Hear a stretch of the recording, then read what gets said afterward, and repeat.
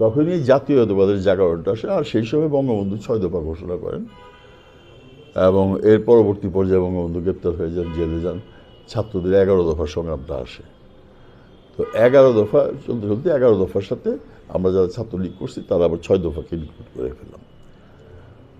এবং একটা জিনিস কিন্তু খুব ইন্টারেস্টিং আছে, বঙ্গবন্ধু 24 বছর মানে 14 বছর তার কারাগারে গেছে। বেশিরভাগ আন্দোলনের সময় উনি কারাগারে ছিলেন, কিন্তু এই আন্দোলনগুলিকে সফল করছে কিন্তু তার সহকর্মীরা এবং বিশেষ করে তরুণ সমাজ। তো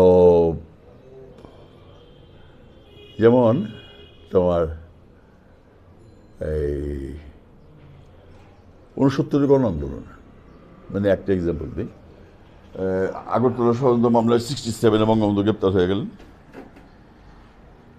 6 দফা দেওয়ার পরে।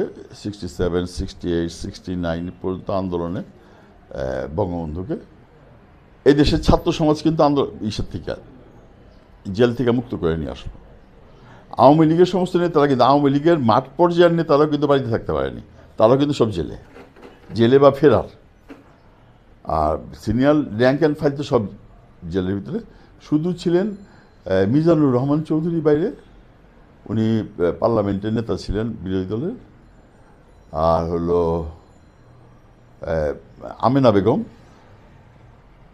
সহ এইরকম।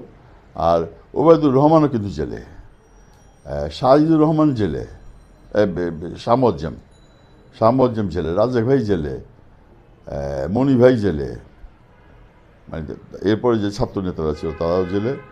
এবং শুধু সিরাজুল আলম খান বাইরে ছিল। আর তোফায়েল তো পরে ডাকসুর ভিপি হইল। নূর আলম সিদ্দিকও জেলের ভিতরে ছিল। তো এদেশে ছাত্র সমাজ আন্দোলন করলো 11 দফার ভিত্তিতে, সমস্ত ছাত্র সংগঠনগুলো একতাবদ্ধ হলো হয়ে তোমার আমরা সেই আন্দোলনে জয়লাভ করলাম এবং আইয়ুব খানকে বাধ্য করলাম বঙ্গবন্ধুকে ছেড়ে দিতে। রাউন্ড টেবিল কনফারেন্সে স্বাধীন ব্যক্তি হিসাবে বঙ্গবন্ধু মুক্তি পাবে এবং তাকে রেসকোর্স ময়দানে একটা বিশাল সমাবেশে এদেশের ছাত্র সমাজ তাকে বঙ্গবন্ধু ভূষণে ভূষিত করে।